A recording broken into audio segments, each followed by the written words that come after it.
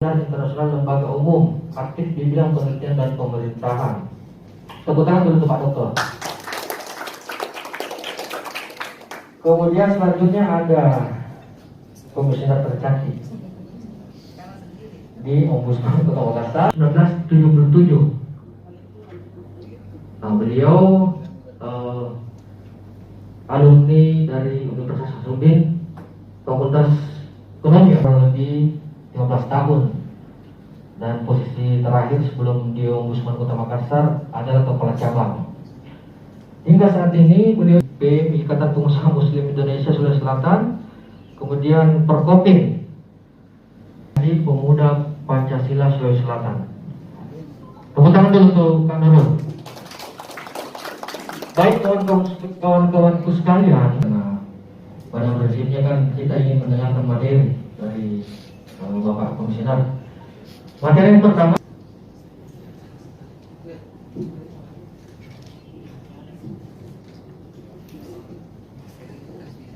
baik. Assalamualaikum warahmatullahi wabarakatuh. Assalamualaikum warahmatullahi wabarakatuh. Waalaikumsalam. Masih pagi ya, harus semangat. Apalagi ini mahasiswa, adalah agent of change ya. Oke, saya akan membawakan materi terkait pemahaman maladministrasi. Nah, berbicara maladministrasi ini adalah berbicara pelayanan publik, public service ya. Makanya sangkat di presentasi pertama ini adalah pelayanan publik. Ya, apa itu pelayanan publik? Ya, pelayanan publik adalah kegiatan atau rangkaian kegiatan ya, dalam rangka pemenuhan kebutuhan pelayanan sesuai dengan peraturan perundang-undangan bagi setiap warga negara dan penduduk atas barang, jasa, atau pelayanan administratif yang disediakan oleh penyelenggara pelayanan publik. Ya. Jadi kalau adik-adik sekalian berhadapan dengan aparat Disdukcapil, Dinas Penduduk Sipil, itu adalah penyelenggara pelayanan publik. Aparat kelurahan itu adalah penyelenggara pelayanan publik. Aparat kecamatan itu adalah penyelenggara pelayanan publik. Ya. Dokter di rumah sakit umum daerah itu adalah penyelenggara pelayanan publik. Paham nih? Ya. Jadi pelayanan publik seperti itu. Jadi atas barang dan jasa dan layanan administratif. Oke, next. Ombudsman. Apa itu ombudsman? Ya. Ombudsman ini ya itu dilandasi oleh Undang-Undang Nomor 37 Tahun 2008. Jadi di sini saya kutip definisi ombudsman berdasarkan dua dasar hukum. Yang pertama, Undang-Undang Nomor 37 Tahun 2008 dikatakan bahwa ya ombudsman adalah lembaga negara lembaga negara yang mempunyai kewenangan ya mengawasi penyelenggaraan pelayanan publik baik yang diselenggarakan oleh penyelenggara negara ya dan pemerintah, termasuk yang diselenggarakan oleh BUMN, Badan Usaha Milik Negara, BUMD, Badan Usaha Milik Daerah, BHMN, Badan Hukum Milik Negara, serta badan swasta atau perseorangan yang diberi tugas menyelenggarakan pelayanan publik. Jadi meskipun swasta, tapi terkait dengan penyelenggaraan pelayanan publik itu juga terlibat di sana. Nah, yang mana sebagian atau seluruh dananya bersumber dari anggaran pendapatan belanja negara atau anggaran pendapatan belanja daerah, APBN dan APBD. Oke, itu definisi menurut Undang-Undang Nomor 37 Tahun 2008. Jadi ombudsman ini adalah pengawas penyelenggaraan pelayanan publik. Nah, kami Ombudsman Kota Makassar didirikan berdasarkan Peraturan Wali Kota Nomor 2 Tahun 2019. Nah, di dalam perwali tersebut didefinisikan juga apa itu Ombudsman Kota Makassar. Ya. Ombudsman Kota Makassar selanjutnya disebut Ombudsman adalah lembaga independen yang dibentuk untuk mengawasi penyelenggaraan tugas pelayanan umum yang diselenggarakan pemerintah daerah dan pelaku usaha, termasuk di dalamnya BUMD dan pihak-pihak lain. BUMD, perusahaan daerah, itu PDAM, PD parkir, PD terminal, PD pasar, ya, PDAM. Nah, itu semua di bawah pengawasan Ombudsman Kota Makassar. Ya, kami diberikan wewenang untuk melakukan pengawasan terhadap penyelenggara pelayanan publik oleh SKPD, dan perusahaan daerah. Oke, next. Nah, apa asas Ombudsman? Ya, ini ada asas Ombudsman dan ini dianut oleh Ombudsman RI maupun Ombudsman Kota Makassar. Yang pertama adalah kebenaran. Ya. Kalau itu kebenaran, katakanlah meskipun itu pahit, meskipun itu sakit, ya, ya, kebenaran. Yang kedua adalah keadilan. Ya. Tentunya di sini kita harus bersikap adil terhadap pelapor. Siapa pelapor yang terlebih dahulu melaporkan, itu dulu kita usahakan untuk tindak lanjuti. Jangan yang belakangan datang baru itu yang kita itu tidak adil namanya. Non diskriminasi, ya. Tidak berdasarkan suku, agama, ras dan antar golongan. Bukan karena saya orang Bone, ya. Saya cuma mengutamakan orang-orang Bone yang saya layani, ya. Karena saya alumni Unhas, saya mengutamakan untuk melayani alumni Unhas. Tidak seperti itu, ya. Tergantung prosedur.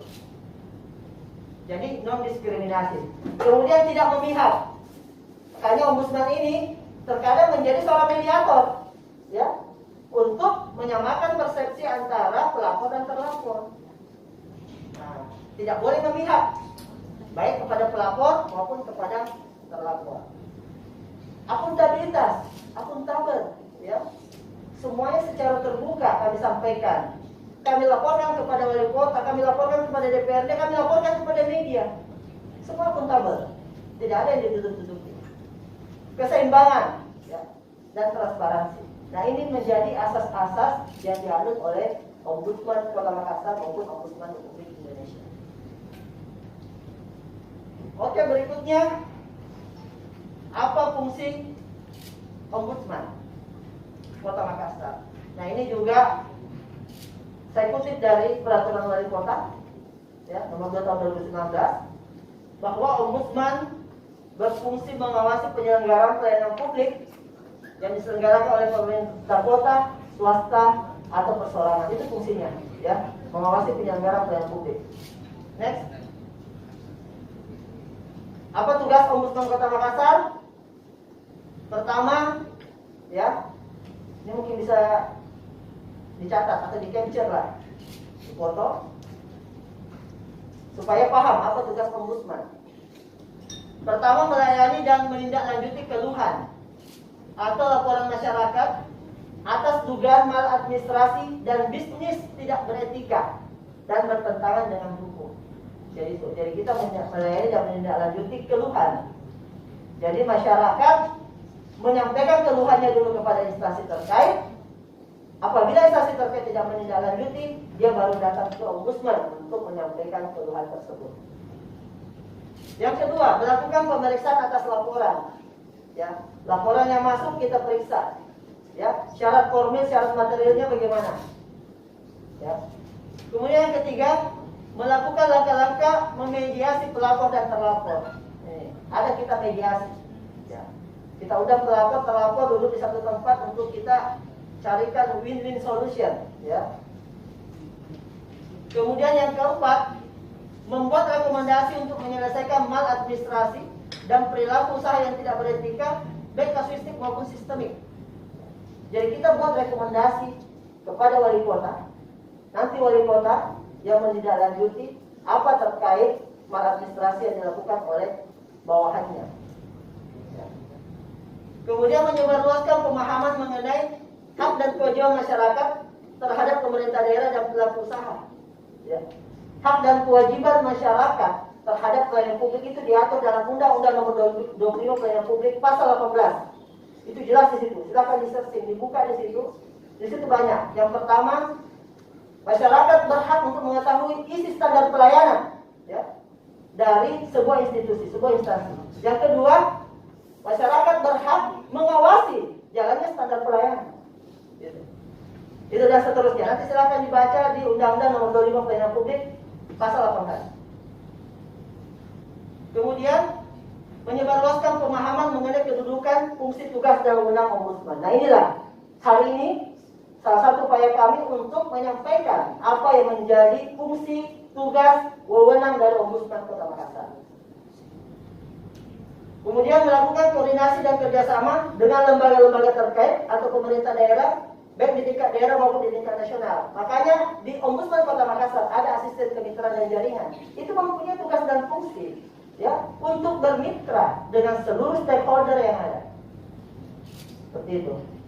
Baik yang di bidang pelayanan publik maupun yang non pelayanan publik. Ya. Kemudian menyusun kode etik dan standar operasional SOP yang disesuaikan dengan kebutuhan organisasi.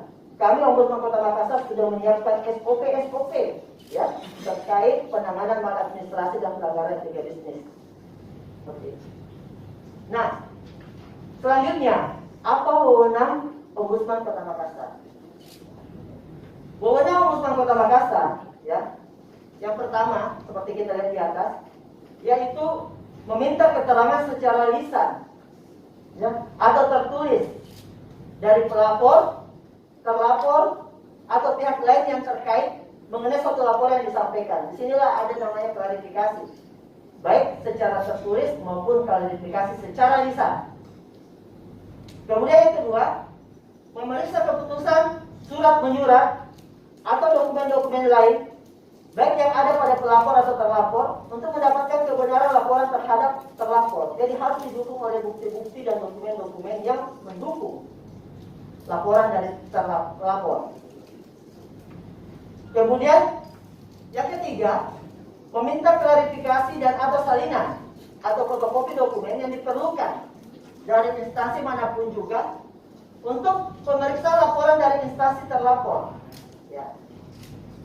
Kemudian yang keempat, membuat rekomendasi, ya, atau usul-usul, ya, mengenai penyelesaian laporan, termasuk rekomendasi untuk membayar ganti rugi dan atau rehabilitasi kepada pihak yang dirugikan. Jadi ada mekanisme ganti rugi, itu bisa ditempuh oleh Ombudsman Kota Makassar. Kemudian demi kepentingan umum mengumumkan hasil temuan, ya, kesimpulan dan rekomendasi untuk diketahui secara luas. Ini kami laporkan secara triwulan kepada Wali Kota Makassar dan juga kepada DPRD Kota Makassar, ya, dan kepada pers juga. Itu kami sampaikan, ya, secara berkala. Ada namanya laporan tahunan dan itu nanti di awal tahun di Januari itu kami sampaikan, kami undang pers untuk meliput. Kemudian menyampaikan saran kepada pemerintah kota guna perbaikan dan penyempurnaan organisasi dan atau prosedur pelayanan aparatur pemerintah kepada masyarakat. Nah ini kita bisa menyampaikan, ya, SKPD mana yang dianggap lemah di dalam pelayanan publik, dianggap minim dalam pelayanan publik dan perlu dibenahi dalam bentuk pengadaan SOP atau prosedur-prosedur terkait lainnya. Itu bisa kita sampaikan. Kemudian menyampaikan saran kepada pemerintah kota agar terhadap peraturan dan atau kebijakan daerah yang berlaku diadakan perubahan dalam rangka mencegah tindakan maladministrasi dan perilaku usaha yang serupa terulang kembali. Nah ini kemarin kami diminta DPRD untuk menggagas Perda Pelayanan Publik. Nah ini kita buat draftnya dan kami sampaikan ke DPRD. Silakan DPRD yang menetapkan dalam bentuk peraturan daerah. Seperti itu. Oke, next. Nah, apa itu maladministrasi? Ya. Nah, ini saya kutip dua definisi maladministrasi menurut Undang-Undang Nomor 37 Tahun 2008 dan maladministrasi menurut Perwali Nomor 2 Tahun 2019. Yang pertama adalah menurut Undang-Undang Nomor 37 Tahun 2008. Maladministrasi adalah perilaku atau perbuatan melawan hukum. Nah itu perilaku atau perbuatan melawan hukum, melampaui wewenang. Ya, itu yang kedua. Menggunakan kewenangan untuk tujuan lain dari kewenangan yang menjadi tujuan kewenangan tersebut. Ya, jadi melakukan kewenangan lain di luar dari tujuan dari kewenangan tersebut, termasuk kelalaian atau pengabaian kewajiban hukum dalam penyelenggaraan pelayanan publik yang dilakukan oleh penyelenggara negara atau pemerintah yang menimbulkan kerugian material maupun imaterial bagi masyarakat dan orang perseorangan. Itu definisi dari Undang-Undang Nomor 37 Tahun 2008 tentang Ombudsman. Nah, apa definisi menurut Perwali Nomor 2 Tahun 2019? Di situ dikatakan maladministrasi adalah perbuatan atau pengabaian kewajiban hukum, ya, oleh instansi dan atau pejabat negara yang melanggar asas umum pemerintahan yang baik dan atau menimbulkan kerugian dan atau ketidakadilan. Itu kurang lebih sama, ya. Jadi ini terkait dengan asas umum pemerintahan yang baik, ya. Jadi disitulah nanti muncul istilah pelayanan prima. Apabila tidak melakukan maladministrasi, maka bisa dikategorikan pelayanannya dalam pelayanan prima. Service excellent, ya. Oke, next.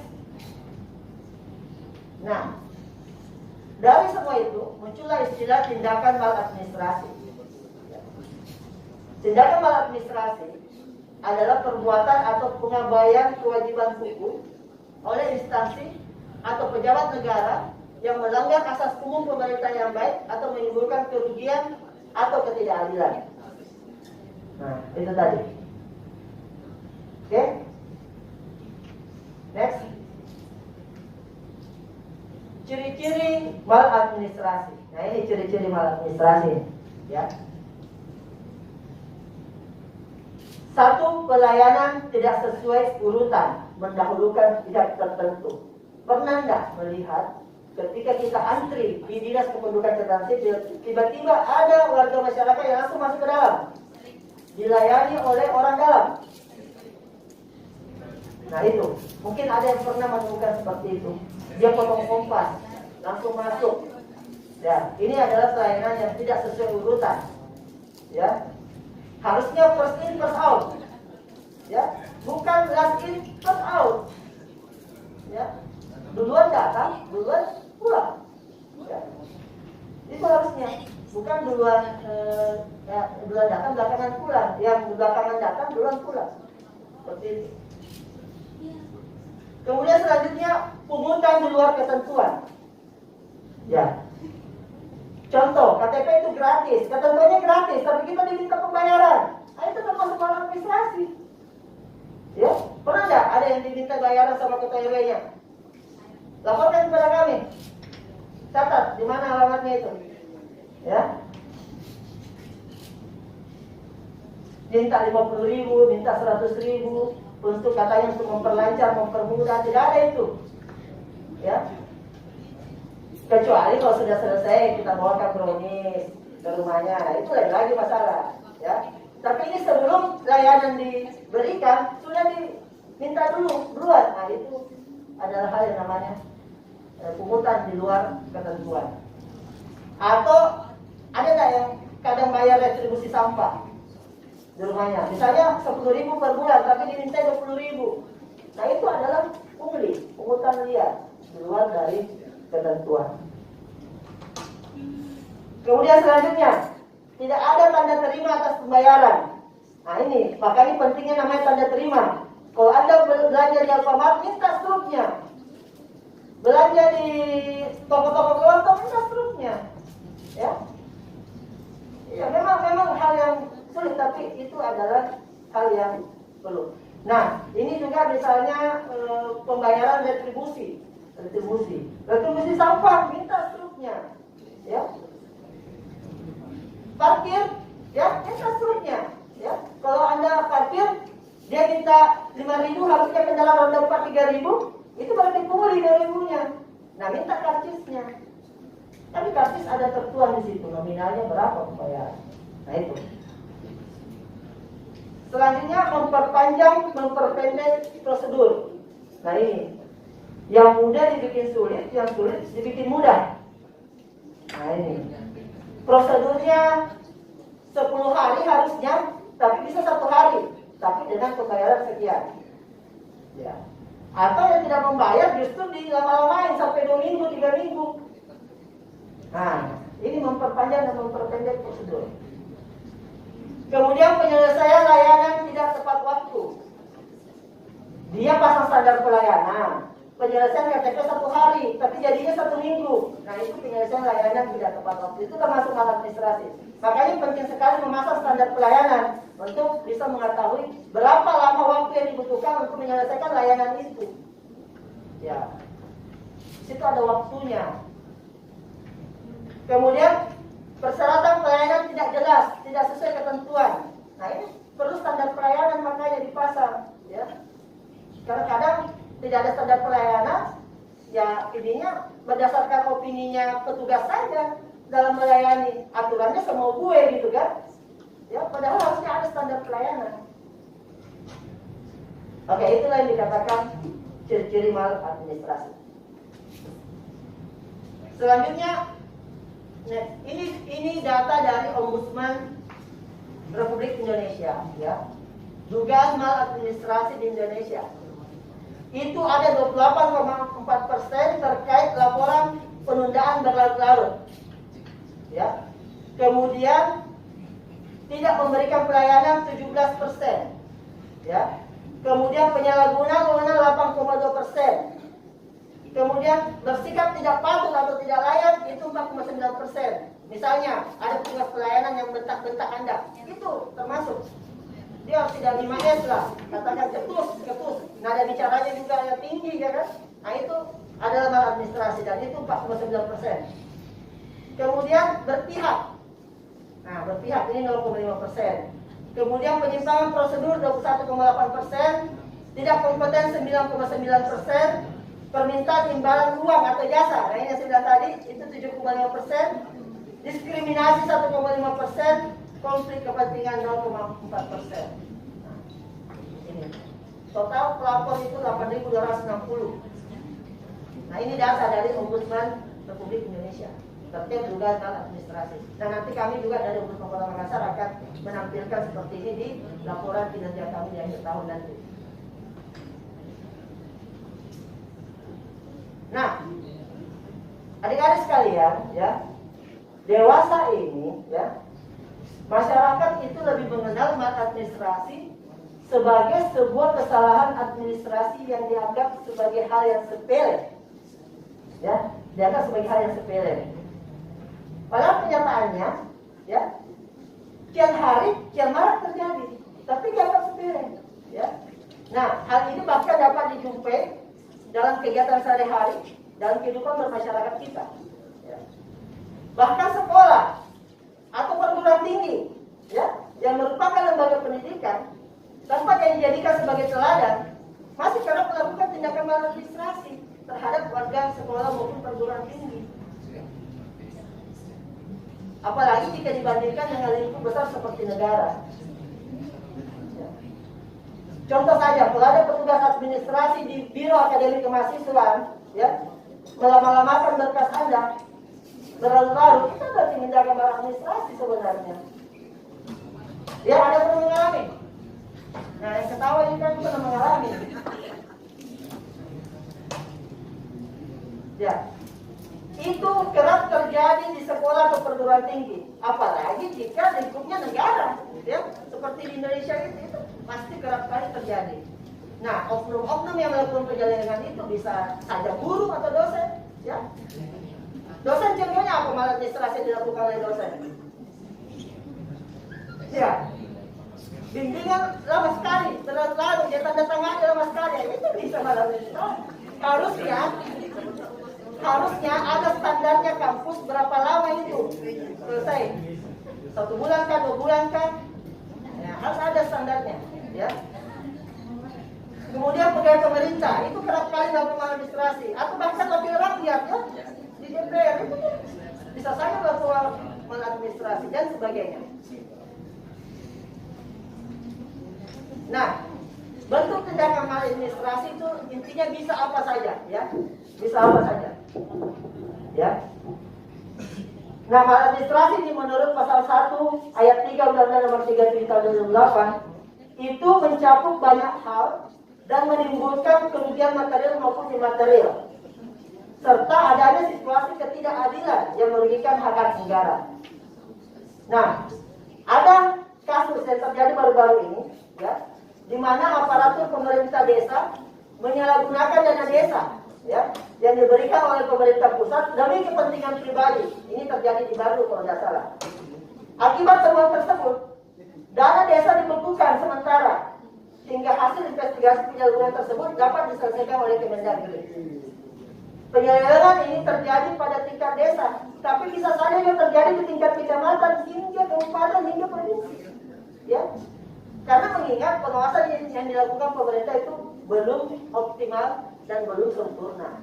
Ombudsman Republik Indonesia perwakilan Provinsi Sulsel, pegawainya cuma berapa? Kabupaten di Provinsi Sulsel ada 24. Jadi wajar tidak optimal pengawasannya. Ombudsman Kota Makassar, pegawainya cuma 13 orang untuk menangani 15 kecamatan, mana cukup? Ya kan? Nah ini, sehingga makanya tidak sempurna pengawasan penyelenggaraan publik kita apabila disikapi dari sisi aspek SDM maupun sarana prasarana. Ya, seperti itu. Nah, ini ada pakar Hendra Nur Cahyo dalam bukunya Memahami Maladministrasi, itu halaman 11-12 yang saya akses dari laman Ombudsman RI, ya, bahwa definisi maladministrasi termasuk ke dalam perilaku perbuatan melawan hukum, perilaku dan perbuatan melawan kewenangan, menggunakan wewenang untuk tujuan lain dari yang menjadi tujuan wewenang itu, kemudian kelalaian, pengabaian kewajiban hukum dalam penyelenggaraan pelayanan publik yang dilakukan oleh penyelenggara negara dan pemerintah yang menimbulkan kerugian material dan imaterial. Nah, itu jelas sekali. Nah, kemudian lebih lanjut, Hendra dan kawan-kawan ini, ya, menjelaskan ada beberapa tindakan yang dilakukan oleh aparatur pemerintah yang terkait maladministrasi. Yang pertama ada diistilahkan misconduct. Apa itu misconduct? Itu melakukan sesuatu di kantor yang bertentangan dengan kepentingan kantor. Dia lebih mengedepankan kepentingan pribadi, kelompok atau golongannya dibanding kepentingan kantor. Itu misconduct. Yang kedua, deceitful practice, yaitu praktek-praktek kebohongan, tidak jujur terhadap publik. Masyarakat disuguhi informasi yang menjebak, informasi yang tidak sebenarnya untuk kepentingan birokrat. Terjadinya korupsi karena penyalahgunaan wewenang yang dimilikinya, ya, termasuk di dalamnya mempergunakan kewenangan untuk tujuan lain dari tujuan pemberian kewenangan, dan dengan tindakan tersebut untuk kepentingan memperkaya dirinya atau kelompoknya atau golongannya. Orang lain, kelompok maupun korporasi yang merugikan keuangan negara. Nah, ini disebut deceitful practice. Kemudian yang ketiga ada defective policy implementation, ya, yaitu kebijakan yang tidak berakhir dengan implementasi. Rencana doang, rencana terus, planning, program-program, tapi tidak berujung kepada implementasi. Ya, keputusan-keputusan atau komitmen-komitmen politik hanya berhenti sampai pembahasan undang-undang saja, pembahasan regulasi saja, ya, tetapi tidak sampai ditindaklanjuti menjadi kenyataan, tidak sampai terimplementasikan. Kemudian selanjutnya ada namanya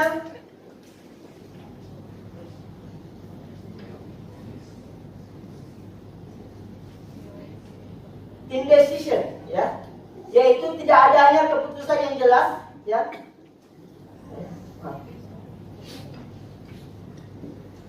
Oh ya, ini ada juga biropatologis yang merupakan penyakit birokrasi, ya. Itu tadi masalah-masalah yang dihadapi oleh birokrat dan sekarang adalah penyakit-penyakit birokrasi. Yang pertama adalah indecision, ya, yaitu tidak adanya keputusan yang jelas atas suatu kasus, ya. Jadi suatu kasus yang pernah terjadi dibiarkan setengah jalan atau dibiarkan mengambang tanpa ada keputusan akhir yang jelas. Nah, biasanya kasus-kasus seperti ini bila menyangkut sejumlah pejabat tinggi, yang melibatkan pejabat tinggi, yang melibatkan birokrat, ya, banyak dalam praktik muncul kasus-kasus yang istilahnya dipetieskan. Nah, ini disebut indecision. Kemudian ada red tape, yaitu penyakit birokrasi yang berkaitan dengan penyelenggaraan pelayanan yang berbelit-belit, ya, memakan waktu lama, Meski sebenarnya bisa diselesaikan dalam waktu singkat, tapi dilama-lamakan. Itu red tag. Kemudian circumlocution, yaitu penyakit para birokrat yang terbiasa menggunakan kata-kata terlalu banyak, janji-janji terlalu banyak, ya. Lebih tepatnya seperti banyak janji tetapi tidak ditepati, ya. Banyak kata manis yang diucapkan hanya demi memenangkan gejolak massa, hanya untuk menyenangkan aksi demo, ya. Seperti itu. Kadang-kadang banyak kata kontroversi antar elit yang sifatnya bisa membingungkan masyarakat. Makanya kadang terjadi tengkarang antar elit. Ini beda pendapatnya, ini beda pendapatnya, seperti itu. Nah, selanjutnya yang keempat ada namanya rigidity, ya, yaitu penyakit birokrasi yang sifatnya kaku, ya. Nah, ini efek dari model pemisahan dan impersonality dari karakter birokrasi itu sendiri. Penyakit ini nampak dalam pelayanan birokrasi yang kaku, ya, tidak fleksibel, kemudian pokoknya baku menurut aturan, ya, bukan loyalitas layanan publik. Kemudian yang keenam, overstaffing, yaitu gejala penyakit dalam birokrasi dalam bentuk pembengkakan staf. Stafnya terlalu banyak, sehingga mengurangi efisiensi. Direkrut semua honorer, tambah banyak. Ya, akhirnya terjadi pembengkakan. Ya, itu overstaffing. Kemudian faktor seri adalah kecenderungan birokrasi menggunakan banyak kertas, banyak formulir, banyak laporan-laporan, tetapi tidak pernah dipergunakan sebagaimana fungsinya. SOP dibuat tapi tidak dipedomani, tidak diimplementasikan. Ya, formulir-formulir dibuat tapi dibuat begitu saja, ditaruh di atas meja, ditaruh di dalam laci, tidak diimplementasikan. Nah, itu adalah faktor seri. Kemudian yang kedelapan, defective accounting, yaitu pemeriksaan keuangan yang cacat. Artinya pelaporan keuangan tidak sebagaimana mestinya. Ada pelaporan keuangan ganda untuk kepentingan mengelabui. Ya, biasanya kesalahan dalam keuangan ini adalah markup untuk proyek keuangan. Oke, next. Nah, bila adik-adik sekalian mengalami maladministrasi, harap laporkan ke Ombudsman Kota Makassar. Syaratnya punya KTP Makassar. Ya, syaratnya punya KTP Makassar. Kalau tidak punya KTP Makassar, laporkan ke Ombudsman Provinsi. Gitu ya. Nah, inputnya itu ada laporan masyarakat, ya, ada inisiatif Ombudsman. Jadi kita bisa bekerja berdasarkan laporan masyarakat, bisa bekerjakan inisiatif sendiri, inisiatif Ombudsman. Nah, itu semua diregistrasi, kemudian diseleksi laporan pengaduannya berdasarkan syarat material dan imaterial, syarat material dan syarat formil. Kemudian dilakukan proses pemeriksaan. Proses pemeriksaannya itu bisa dalam bentuk klarifikasi tertulis atau lisan. Kemudian kita bisa melakukan investigasi laporan. Kemudian kita bisa melakukan pemanggilan, ya. Kemudian bisa dilakukan dalam bentuk mediasi. Itu untuk laporan masyarakat. Kemudian outputnya itu berupa rekomendasi dan saran. Kalau mediasi outputnya berupa kesepakatan. Nah, inilah yang kemudian dimonitoring, kemudian disampaikan kepada media dan disampaikan kepada Ketua DPR dan Wali Kota Makassar.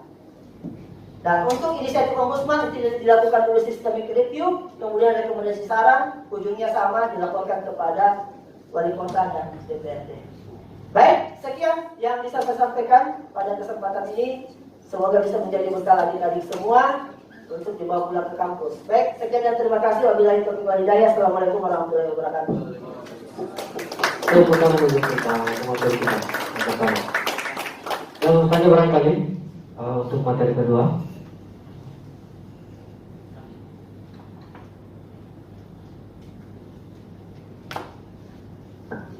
Untuk materi kedua dibawakan oleh Pak Dr. Muhammad Irwan Sahai Maha, peran mahasiswa dalam pencegahan maladministrasi. Dengan ini saya persilakan dengan hormat. Assalamualaikum warahmatullahi wabarakatuh. Yang saya hormati Bapak Ketua Komisioner Ombudsman Kota Makassar, Bapak Andi Iwan Patiroy, SPMM. Bentar lagi juga sudah menjadi dokter karena beliau sedang menempuh program dokter juga di Universitas Muslim Indonesia. Ada juga yang saya hormati Ibu Wakil Ketua Komisioner Ombudsman Kota Makassar, Ibu Nurul Fitratul Abbas, SDM.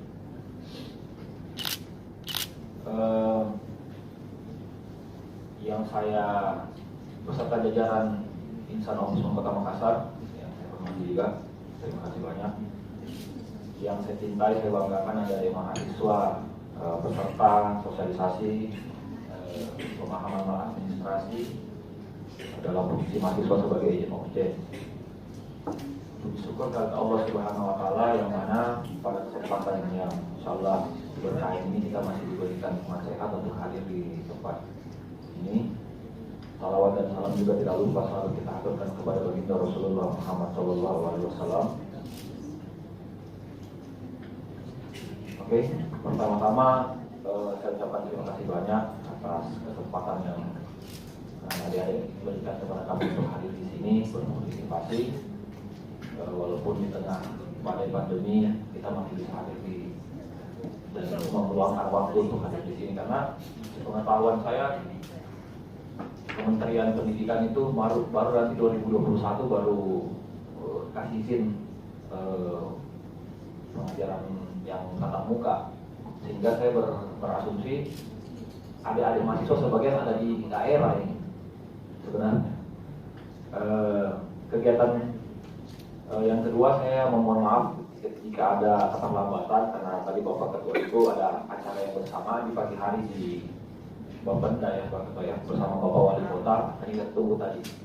Kenapa tadi skemanya disimpan foto-foto pertama? Karena takutnya nanti kita lebih asik diskusi, lagi asik-asiknya diskusi, kelupaan untuk foto. Yang maklum kita di Ombudsman Kota Makassar juga ikut skema keuangan daerah. Semua kegiatan itu pertanggungjawabannya harus terdokumentasi dengan baik. Makanya itu yang kami tidak bisa. Itu pertama yang kami kejar. Oke, langsung saja mungkin materi saya berdiri di depan karena saya ketemu sama ada mahasiswa jadi saya.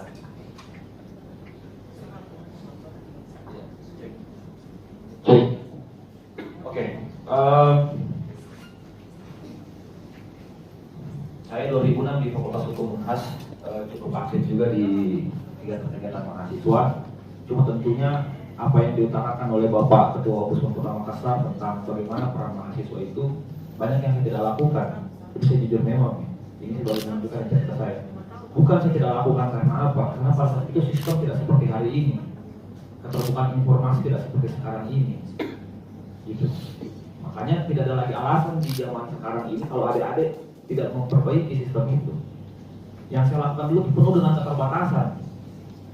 Bahkan kadang teman-teman saya itu menyerah dengan keadaan. Terus terang, saya tidak bohong. Saya mungkin satu-satunya orang di angkatan saya yang tidak menyerahkan keadaan saya dengan birokrasi. Saya pergi ke daerah-daerah terpencil. Sampai teman-teman saya sendiri pun katakan sama saya, ngapain kamu ke daerah?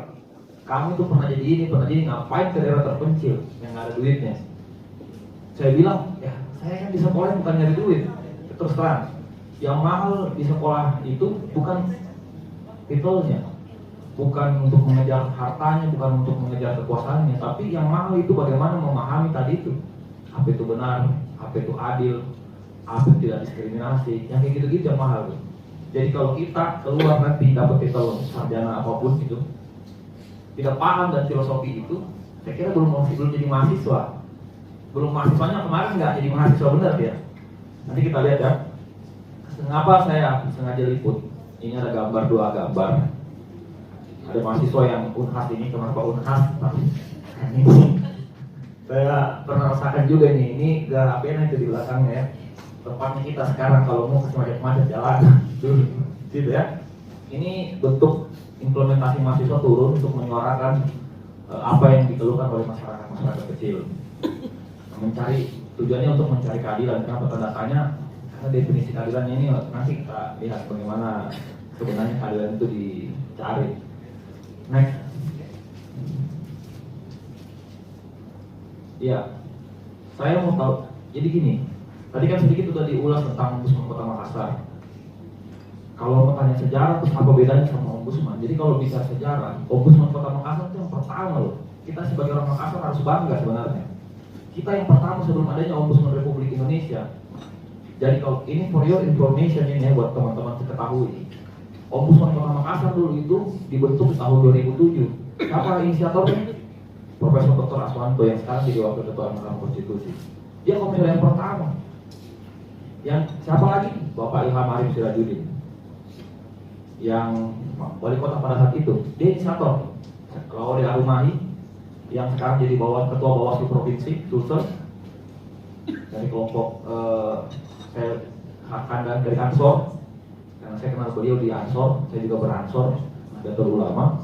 Kemudian ada Bapak Subhan yang sekarang pimpin kepala perwakilan Ombudsman Republik Indonesia perwakilan Sulawesi Selatan. Dia juga komisioner pertama itu. Ada Dr. Mulyadi yang sekarang rektor Universitas Padjat. Dia juga komisioner pertama. Jadi itu semua inisiator berdirinya Ombudsman Kota Makassar di tahun 2007, belum ada 2008. Nanti pada saat itu semua daerah-daerah membentuk Ombudsman daerah, kan dianggap penting. Ini agenda reformasi. Siapa yang menggodok agenda reformasi ini? Teman-teman semua mahasiswa senior-senior kita. Bukan saya juga, karena saya pada saat itu masih SMP. Senior kita di tahun 98 itu yang menyuarakan agenda reformasi. Makanya perjuangan yang kita lakukan sekarang ini bukan untuk kita sebenarnya. Jangan kita pernah berharap itu. Coba kasih satu tokoh dunia yang merevolusi, membangun perubahan besar dalam suatu negara yang lebih baik, baru dia menikmati. Siapa orangnya? Rata-rata mati semua itu. Rata-rata meninggal semua. Setelah itu dia udah nikmati. Siapa yang menikmati generasi berikutnya? Makanya saya lebih banyak nanti mengulas kesalahan-kesalahan masa lalu saya yang saya tidak lakukan. Makanya saya maunya tidak diulangi kalau adik-adik. Perbaiki. Kenapa saya kesalahan keliru? Pertama, nggak ada mentor. Yang tadi saya bilang, senior-senior saya kebanyakan pada saat itu menyerahkan diri terakhirnya dengan keadaan. Karena kurang kuat dia punya mental ya. Saya merasa mental saya cukup kuat. Makanya saya ketika ada dalam suatu kelompok, benar itu kan tidak bicara suara terbanyak kalau bagi saya. Kalau saya bisa membuktikan itu. Benar itu tidak bisa suara banyak, tapi kita harus punya mental yang luar biasa lah. Nggak bisa setengah-setengah mentalnya. Harus punya mental yang luar biasa. Nah, saya mau tanya, jadi Ombudsman daerah itu awalnya berdiri itu karena setelah kita tanya Pak Ilham Arif Sirajuddin pada saat itu, karena Pak Ilham pada itu kan banyak keluarganya Pak, jadi wali kota. Pak Ilham Arif Sirajuddin banyak keluarganya di Makassar. Nah, keluarga itu kan kadang dibantu kalau melanggar ngerti maksudku?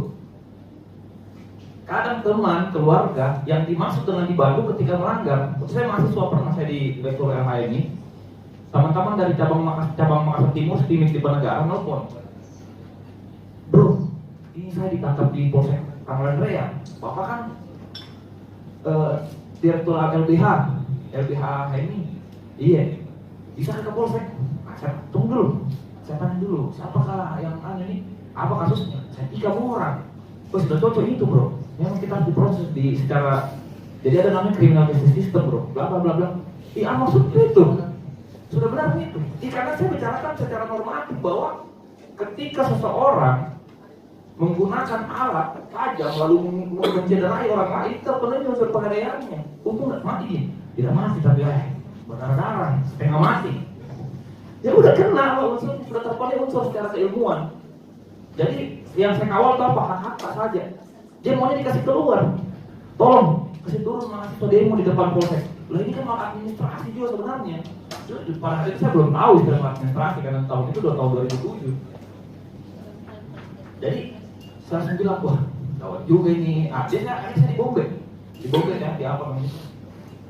Dikucilkan, tak lama saya dilengserkan. Loh, jadi memang saya ingin melakukan penegakan hukum, ya kan? Yang salah satu penegakan hukum itu biar teman sekalipun.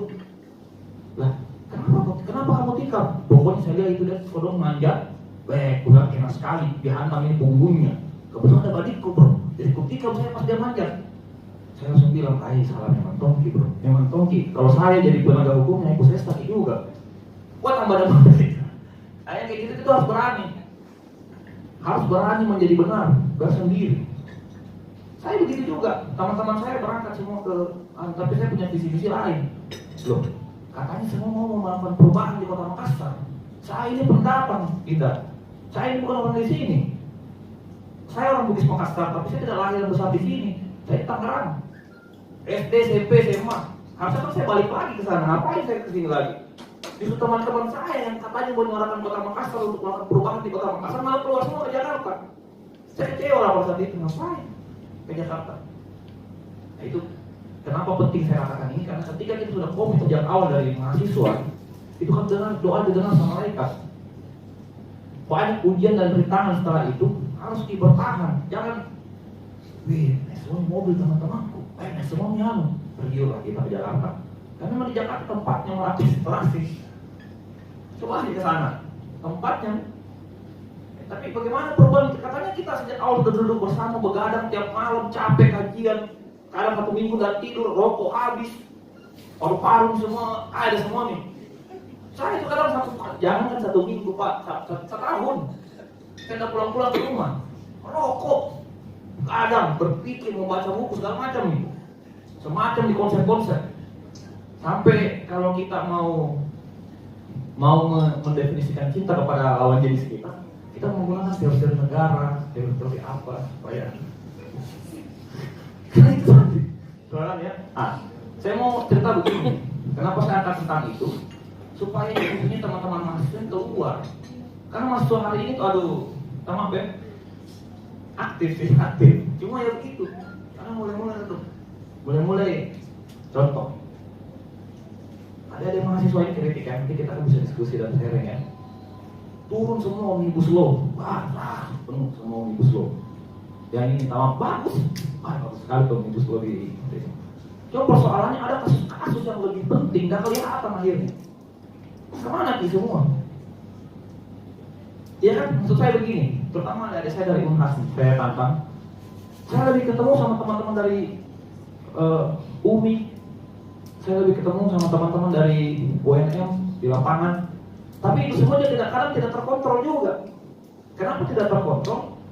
Karena tidak melihat. Makanya penting kegiatan ini supaya teman-teman dibekali tools melihat apa kesalahan ini sebenarnya. Contoh, demo omnibus law, ada kasus bansos di kelurahan itu, ini bukan saya mau, itu kan kita agent of change nih, social of control, moral force, iron stock, kemana itu fungsi, kenapa bisa gila, meredup. Giliran yang rame-rame turun ke lapangan pergi demo, omnibus law penuh, bagus. Tapi maksud saya selesaikan dulu yang kecil-kecil, bansos contohnya. Banyak penerima bansos yang harusnya menerima, tidak menerima. Akhirnya sekarang diproses di DAB, itu pun kita, saya punya adik-adik juga dorong, setiap kelurahan. Karena kan sekarang tidak ada verifikasi berkasnya itu kasihan orang-orang yang tidak mampu, kan ini tidak mampu fluktuatif. Naik turun itu namanya miskin kaya itu naik turun. Makanya harus terverifikasi terus, update. Nah saya punya ada mahasiswa ini juga turun di situ kasihan, sebagai agent of change. Cuma kalau di orientasinya di kepala cuma disuruh main orang takut cepat kawin, goreng harus cari pacar-pacar yang banyak uangnya. Jadi nanti ada pembahasan tentang itu ya. Jadi saya mau bahas kesamaannya kita dengan Ombudsman Kota Makassar. Apa yang sama? Ada nggak samanya lu sama gua nih? Saya sebagai Ombudsman Kota Makassar yang ditunjuk dipercayakan dengan kalian sebagai mahasiswa, ada nggak kesamaan? Ada kesamaannya, sama-sama representasi masyarakat. Kalau kita lihat dari terminologi dari Swedia, ambil istilah ombudsman, kita ini perwakilan sebenarnya, saya ini perwakilan dari masyarakat. Kita melalui seleksi 4 bulan itu hari bersama teman-teman ada 54 orang pendaftar, cuma 3 yang diterima. Kita sama-sama di perwakilan. Kita ini penyelenggaranya masyarakat antara grassroots dan elit. Ini begitu teori-teorinya mahasiswa tuh. Saya juga begitu. Masyarakat dengan birokrat yang tidak ketemu komunikasi, kami masuk menyelesaikan komunikasi itu. Cuma kekuatan kami itu cuma dipengaruh. Terus terang. Karena kan kami bukan lembaga penegak hukum yang punya kekuatan eksekutorial. Putusan kami tidak bisa dikomendasi. Maka saya berpikir dengan teman-teman komisioner ombudsman yang lain, loh, kalau begini caranya Pak, dipatok baik ini. Kan begitu, dipatok baik ini. Kenapa? Karena kami bukan hakim. Yang selesai, eksekusi, eksekusi kalau nggak bisa. Kembalinya ke wali kota, kembalinya ke DPR. Makanya kami bikin inovasi baru. Oh iya nih, itu kan di birokrat itu ada dibilang leading sektornya. Tuh, ada dibilang leading sektor. Suratin leading sektornya. Kalau masih nggak mau, saya yakin dia mau leading sektornya. Kenapa?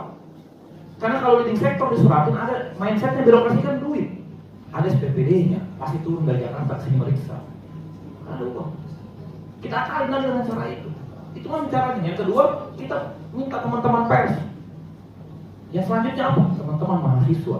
Kenapa? Karena kami yakin di mahasiswa masih ada benih-benih tadi tuh, agent of change, social of control, moral force, iron stock. Pertanyaannya, apakah jiwa-jiwa intelektual ini hadir di tengah-tengah kita? Itu dulu. Ini kan mahasiswa sebagai penyambung lidah, dia harus kaum intelektual. Tapi kan tidak semua intelektual di kampus kita. Nah itu tugasnya kita nih semua. Memancing itu rakusnya mereka, rasional, analitis, kritis, universal, sistematis, cara berpikirnya harus rakus. Baru bisa sampai ke agent of change. Tapi kan di kampus kita banyak yang kupu-kupu, pulang. Ada nih juga yang hedonis, datang ke kampus tuh pakai gaya dari atas sampai bawah, semua parlem kayak kunci mobil, rokok Marlboro, dari kantongin, dipegang aja rokoknya begitu sama kunci mobilnya, simpan di meja. Tapi kalau kita sudah nggak bisa lagi ya seperti itu ya, karena udah tertib di fakultas hukum saya itu udah, dia kemarin saya ke fakultas hukum udah nggak bisa lagi spot-spot tertentu kalau mau merokok. Cenderung orang perokok dikucilkan kalau di kita itu kan sudah PTMBH. Nah sekarang, next. Nah ini kita bicara pengawasan. Tadi kan sudah dibahas tentang pengawasan di sisi penyelenggara pelayanan publik, kelurahan, kecamatan, dinas, BUMD dan yang lain-lain. Nah, sekarang saya memancingnya. Tadi itu kalau mau berani ke situ. Tapi yang pertama-tama tanya dulu sama diri kita, sudah dilakukan pengawasan di organisasi kita? Terapkan yang tadi ada bilang Pak Ketua. Sudah kita terapkan. Di mana dalam menyusun rencana strategis kepengurusannya teman-teman, itu kan sebenarnya harus dibikin dulu rencana strategis yang partisipatif, bukan subjektif dan teman-teman kelompoknya teman-teman saja. Benar. Saya dulu, saya nggak pernah jadi ketua, selalu wakil. Udah kenapa ini ketua kita tidak undang. Pokoknya atur nih, bagi nih, bikin nih program. Lah, ini kan program yang kita mau, ini kan ke orang lain, bukan ke keluarga mahasiswa, bukan saya, bukan kita saja di kelompok ini. Saya yakin program ini akan banyak masalah di perjalanannya karena tidak partisipatif, tidak tumbuh dan lahir dari keinginan keluarga mahasiswa fakultas hukum, keluarga mahasiswa tidak lahir dari situ. Maka yang paling benar adalah bikin survei, saya jawab aja semua. Atau bikin survei, identifikasi kebutuhan. Nah, beliau pakar sekali di pelayanan publik, detail sekali cara kerjanya. Bikin program itu yang partisipatif seperti begini. Sebut di kepemimpinan saya di awal. Ini kita latihan memang sebelum kita masuk dunia yang sesungguhnya.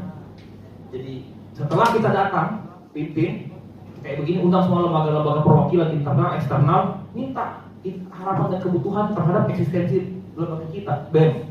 Misalkan BEM kan itu punya kekurangan, harus dievaluasi terus menerus. Minta apa ya yang kita butuhkan. Oh saya Pak begini, kritikan, terima semua kritikan. Tapi saya tidak terima kritikan. Oh era terbuka nih sekarang, keterbukaan luar biasa nih sekarang. Ada bisa ditutupi, yang ditutupi pun dibuka sekarang, Pak bayangin. Tutupi, dibuka. Jadi nggak ada yang bisa lagi ditutup-tutupi. Makanya jangan ada niat-niat dalam hati busuk, terbuka itu nanti. Suatu saat nanti akan terbuka. Lebih baik niat baik, tutupi nanti terbuka sendiri gitu. Makanya yang baik-baik kita simpan. Jadi panggil, minta pendapat sama teman-teman apa yang kebutuhannya teman-teman terhadap eksistensi badan eksekutif mahasiswa. Panggil internal, eksternal, tidak ada kepentingan di sini. Kalau bagus, apakah mau dan apakah berani? Ya, kembali ke teman-teman. Itu praktek memang di kampus. Bikin SOP. Siapa yang perintahkan kita pakai alma mater merah? Apa bedanya alma mater merah dan alma mater merah itu? Dan awal itu. Kan pasti ada SOP-nya di barang. Hari ini pakai ini, hari ini pakai ini, hari ini pakai ini, hari ini pakai ini. Pasti ada SOP-nya. Saya belajarnya sama Pak Ketua. Hah? Itu. Hari ini pakai ini, hari ini pakai ini, hari ini pakai ini. Harus jelas SOP-nya. Ini kerjanya ini kerjanya ini. Siapa yang tugasnya meliput, siapa tugasnya begini. Terakhir ada evaluasi dan monitoring. Kinerjanya diukur terus. Nggak bisa kerja langsung reshuffle. Nggak bisa kerja langsung reshuffle. Apalagi yang universitas negeri ya, KB. Kalian ini, wih kodong, berapa juta orang masuk di universitas itu Pak. Kalian terpilih, jangan main. Istri saya dosen di Fakultas Hukum Unhas Pak. Tiap pagi saya gembleng dia, nggak ada urusan. Saya gembleng dia, pokoknya jangan sembarang memarahi anaknya orang. Gitu karena ini Pak, kampus-kampus negeri ini banyak sekali pendaftarnya terpilih di orang-orangnya, bukan yang lain tidak terpilih. Tapi menjadi prioritas Pak karena di situ ada anunya, ada bayangkan berapa banyak seringannya itu baru bisa masuk. Tapi yang lain-lainnya bukan tidak lakukan itu, harusnya menjadi motivasi. Lebih bagus lagi dari kampus-kampus negeri. Gitu. pengawasan langsung, ya itu tadi. Selain organisasi, apalagi kita awasin? Yang kita awasin kampus kita sendiri, pelayanan akademik. Masih saya yakin sekali masih banyak yang begini-begini nih di kampus. Dosen, Assalamualaikum Pak Prof.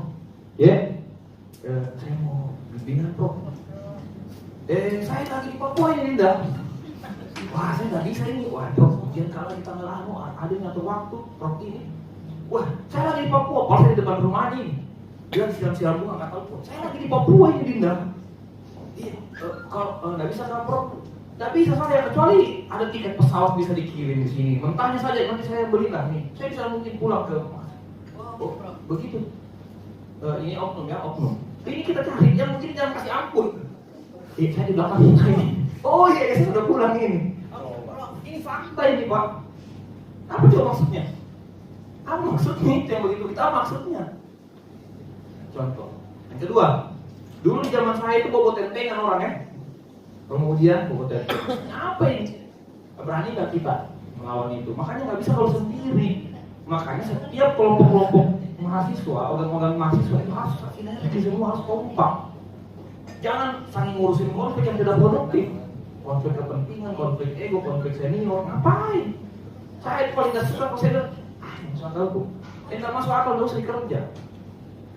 Kenapa bertanggung jawab di sama generasi selanjutnya? Nah, kita nih saksi sejarahnya. Kalau kita rusak di sini, kita lagi sini. Saya masih berhasil karena adik-adikku sekarang menunjukkan di kemampuannya semua. Tapi yang selanjutnya belum tentu. Diam-diam saya karena euforia. Hebat. Euforia. Tidak mau perhatikan lagi yang begitu. Harus terus-menerus diperhatikan. Jangan sampai lolos. Dikejar terus. Yang kedua, ada borang akreditasi. Ambil peran mahasiswa di situ. Dalam setiap tahun, setiap 5 tahun sekali itu kampus, itu fakultas, jurusan itu diakreditasi semua itu sama Ban PT. Ada peran mahasiswa di situ. Ada keterlibatan mahasiswa di situ. Di mana perannya? Audit itu. Tanya sama, karena dibilang itu berdasarkan akademik. Tanya, tidak digaji kok. Jangan tidak sentimen. Maka saya bilang harus punya kekuatan yang sinergi. Sama, gitu loh. Ada pengabdian. Ada simbol mawa kalau tidak salah itu di kegiatan mahasiswa. Simbol mawa, PKN. Audit keuangannya. Kebetulan istri saya lagi di sana juga. Audit juga dia. Ini kemana uangnya, ini kemana, ini apa fungsi saya di sini, apa ini harus ditahu, itu harus dijelaskan itu. Supaya mahasiswa mengambil peran. Karena tujuannya perguruan tinggi itu bukan kepada dosennya, bukan kepada pegawai akademiknya, kepada mahasiswa. Itu intinya. Saya ini Pak bisa bicara begini karena saya merasa berkompeten bicara itu. Saya sudah ikut pekerti, saya sudah ikut approach. Masih ada di atasnya itu, nggak ada nih. Apa? Mau dibilang, kok bicara itu apa? Ada sertifikatku, sertifikat kompetensi langsung Kementerian Pendidikan yang bikin acara kok. Ini rekonstruksi pengajaran, bukan lagi bicara GBRP. Bagaimana tata tertib yang baik sudah saya bikin. Nggak lagi dosen di atas ngomong, lebih baik nanti mahasiswa bicara kita diskusi. Bukan kita sebagai fasilitator nih sekarang. Bahkan sekarang mahasiswa itu nggak bisa dipandang enteng. Karena banyak nih pendamping satunya Pak, Google. Tes dosennya tuh, saya malah lebih suka yang begitu. Saya di awal kalau saya dulu masih aktif mengajar, saya bilang memang, pokoknya kalau saya masuk hajar memang. Saya malah tertantang kalau teman-teman ini menghajar saya dari sisi pengetahuan. Daripada diam-diam. Diam-diam, buang-buang waktu duduk di sini. Kayak ini teman-teman habis pagi-pagi datang, ngapain? Semangat apa yang mengantar teman-teman sini nggak ada duitnya di sini? Saya di sini, datang aja ke sini, ngapain? Ngapain kira-kira? Buang waktu ini. Saya nggak jadi gaji, kalian teman-teman ngapain? Dulu di sini, makanya itu harus jelas. Ngapain sih di sini di? Nah, makanya agenda ke depan ini, tadi dia bilang itu, setelah datang, ngapain ini? Oh, berarti harus bikin MOU. Setiap universitas fakultas bikin MOU dengan Ombudsman Kota Makassar dan Ombudsman Provinsi. Kita fasilitasi. Ke provinsi senang-senang kita juga di sana. Tapi juga di sana, jangan sampai di sana dia tidur di provinsi. Duduk ada di Ombudsman Kota yang aktif. Jangan tidur. Capek kita, ya dulu. Tanya di sana. Mana nih Pak keterlibatan kami sebagai mahasiswa? Kami minta begini. Ingat, sudah ada Undang-Undang 14 2008 agenda reformasi. Ada nih lembaga lagi dibikin. Namanya ada lagi komisi dibikin, Komisi Keterbukaan Informasi Publik. Itu ada di provinsi, ada juga komisionernya 5 orang. Informasi yang kita akses itu bisa disengketakan kalau nggak dikasih sama pemerintah, termasuk kampus. Kenapa mau diam? Laporkan dong keterbukaan informasi. Kalau keterbukaan informasi tidak mensengketakan keputusan, lapor ke leading sektornya. Jangan diam. Supaya nanti kalau sudah masuk di dunia kerja sudah siap, nggak gagap gitu ya. Next. Pengawasan tidak langsungnya itu bisa riset, ya kan, di riset. Kemudian pengabdian masyarakat bisa lakukan. Nah ini for information lagi, Kota Makassar itu sudah ketok palu Pak Perda nomor 7 2012 tentang penyelenggaraan bantuan hukum. Di dalam penyelenggaraan bantuan hukum dengan basisnya Undang-Undang 16 2011 terdiri dari OBH. OBH itu terdiri dari advokat, akademisi, dan ada mahasiswa baik hukum maupun non hukum yang telah mengikuti pelatihan paralegal. Jadi saya kan bukan mahasiswa hukum, yang penting ikuti pelatihan paralegal, dapat begitu, bisa diaudit. Tapi bisa melakukan pendampingan hukum tapi non litigasi. Kan begitu sebagai pembelajaran, itu nggak benar ditahu. Ini saya kasih tahu mungkin. Saya ambil fungsi-fungsinya dewan sedikit kan. Saya jelasin, ada perda. Itu nggak maksimal. Bayangkan masa Pemkot diam-diam anggaran sudah diketuk dari tahun 2015 sampai hari ini belum ada realisasi. Bagaimana ini? Di mana ini semua masih kasih di mana semua gitu. Jadi kalau bilang polisi tinggal di atas ini, saya ini sudah membuktikan apa, Pi? Kenapa saya berdiri di sini begitu pedenya? Karena saya membuktikan itu. Orang pada kesini, saya enggak. Saya mau ke daerah terpencil seperti dulu niat awal tuh. Saya lebih bodoh sekali. Masuk di lembaga, apa bilang jagonya kita bicara apa segala macam. Dan dari dalam diri saya katakan, ya Tuhan, kalau ada kesempatan diberikan kepada saya pintar bicara begitu, saya mengabdi. Dikasih, betul. Tiba-tiba jalanan tiba-tiba kayak orang ada hidayah. Saya terjalankan. Ada teman-teman yang lain kabur semua. Ada yang kemana, datang, asal datang, jam tangannya lu paling pertama dikasih lihat iPhone-nya. Semua cincin-cincin berlian, ini apa ini? Nanti ada ya, itu penyebab, salah satu penyebab kenapa budaya korupsi banyak di Indonesia. Itu nanti kita bahas. Saya kira ini Ombudsman Kota Makassar sudah ditahu ya. Ada Perwali pernah memang, ya ini buat teman-teman for information, ini sebagai isu hukum. Setelah DPR RI mengetuk palu Undang-Undang 37 tahun 2008 di pasal 46 kalau tidak salah dan ayat 2 mengatakan setelah undang-undang ini berlaku tidak bisa lagi ada lembaga yang mengatasnamakan pengistilahkan dirinya ombudsman, harus dihilangkan. Kan bisa undang-undang itu kalau diketuk 2 tahun baru bisa perlakuannya ditegakkan. Nah, ombudsman ada nih, otomatis kan eksistensinya nggak ada nih gara-gara ada ombudsman Undang-Undang 37 2008 ini. Akhirnya di tahun 2010 Prof. Aswanto itu judicial review ke Mahkamah Konstitusi dan menang. Bayangkan saking hebatnya Makassar, menang lagi Kota Makassar. Apa Pi? Menang di putusannya putusan 62 tahun 2010 itu tentang ombudsman daerah. Kita berhimpun dengan Yogyakarta, pokoknya ada beberapa daerah. Menang lagi. Makanya di tahun itu kita eksis lagi sampai sekarang. Bukan berarti kita tidak ingin. Kita bersinergi dengan ombudsman provinsi. Cuma di Undang-Undang 37 2008 itu dikatakan lagi, jika dipandang perlu di tingkat provinsi bahkan di kabupaten kota bisa dibentuk ombudsman. Tapi kan ini APBN nggak cukup biaya semua kabupaten kota. Makanya inisiatif dari Pemkot membentuk lagi ini lembaga. Kalau sudah ada nanti perwakilannya kita dibilang nggak ada masalah, tapi kan belum ada.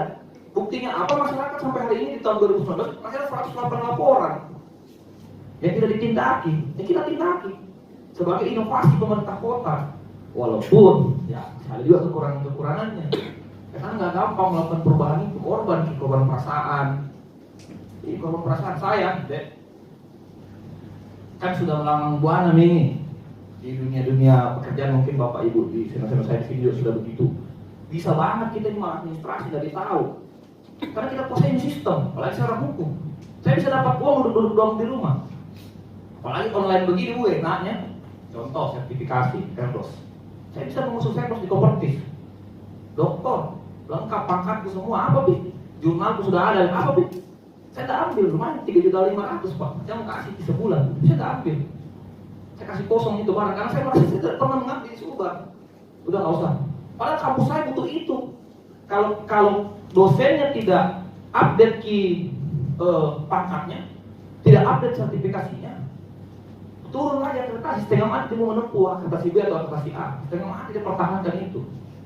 Makanya telepon, udah Pak, nggak apa-apa. Saya bilang aja, nanti gue kirim berkas. Oh yang penting aman, kita iya saja. Kita terima setiap bulan 3,5 juta. Begitu kalau Pak Kata sudah rektor. Kasih, tapi saya nggak ambil. Seperti apa? Saya nggak pernah di sana, saya di sini. Ya udahnya aja. Jadi kayak gitu-gitu itu ya dari diri dulu kita belajar. Lumayan 3,5. Saya kasih gitu dulu orang. Dia nyisin semua beban kerja kan itu BKD kan berkas kan dia bilang tadi Pak Ketua itu masih banyak program kita masih mau main Pak sudah paperless harusnya ya Bu Nurudin. Kalau di swasta itu kan sudah paperless sudah kurang nih lah digitalisasi nih semua. Tapi ini masih sering begitu karena ada uangnya pengadaan gitu. Supaya ada tadi lah nah, itu sedikit demi sedikit kita rubah mungkin sekarang belum tapi ke depan jangan sampai pasti generasinya kita sudah salah sasaran jangan masih begitu lagi wes saya malu lihat kita yang sudah mau menuju Tuhan ini kita begini malu-malu lagi saya ketemu karena dianggap gagal generasi saya jadi ini generasi ini menganggap bahwa kalian lah nanti estafet Iron Stock yang tadi next ini next yang sudah tadi dibahas Pak Ketua next tujuan visi dan ini nah jadi ini visi misi tadi yang dipaparkan Pak Ketua itu bukan diambil dari kita ya kita sempat adakan begini OPD diundang kita bahas bersama tentang visi misi tujuan rencana strategis 2019-2023 di periode saya jadi undang semua stakeholder nggak sendiri sih next ini sudah ada tadi ya next ini dia nih jadi hasil rapat kami itu dengan OPD dalam pembangunan rencana strategis bagaimana mewujudkan pelayanan publik yang prima ada 5 aspek yang harus diukur. Ini tools ini saya bekali sama adik-adik juga dari yang tadi dibekali sama Pak Ketua. Oh ternyata ada 8 penyakit ini yang memang mengakar mendarah daging itu sekali memang gila. Ini saya kasih tools. Apa sih yang bisa kita lihat dan kita kaji Kak kalau misalkan ada suatu lembaga kita mau lihat lemah atau tidaknya itu pelayanannya. Itu yang pertama ada aspek perbaikan sistem. Pelajari sistemnya. Sistem itu ada SOP standar pelayanan berdasarkan Undang-Undang 25/2009. Standar pelayanan itu menjamin kepastian terhadap masyarakat yang ingin meminta layanan. Jadi dia datang langsung muncul itu kayak gini-begini. Kayak ada satu kayak baliho, jenis pelayanannya ini, jangka waktunya sekian, kemudian biayanya sekian kalau ada biayanya. Jelas di situ dibahasakan. Jadi kalau kita datang kita tahu. Jangan kita datang mau kayak apa? Responnya. Oke apa? Mau dia dilayani. Karena kan kau pelayan. Filosofinya ASN itu kan pelayan masyarakat. Bukan lagi kita yang dia yang mau dilayani. Abe Pak, ini ada kue sedikit Abe. Anu Pak, saya kuruskan. Coba di kampus paling begitu tuh, waduh, itu yang dipangkas. Tapi memang harus berani, harus kompak, harus sendiri, harus tim. Saya Ibu Nurul punya konsep sendiri, Pak Ketua punya konsep, saya punya konsep sendiri. Makanya kita rapat bersama untuk mengharmonisasikan itu konsep. Jangan diperdebatkan, cari titik temunya saja.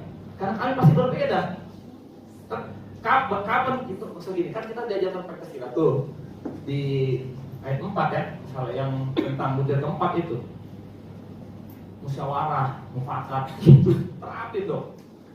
Itu. Jadi kita kapan saya mengarah di sini? Mungkin ini benar, ini keliru, ini ya harus begitu belajarnya mungkin dari sekarang bagaimana itu menerapkan musyawarah mufakat. Ada standar pelayanan menjamin semuanya kepada masyarakat yang mau dilayani. Ada lagi namanya standar operasional prosedur SOP. Kamu tugasmu, job desk-nya ya.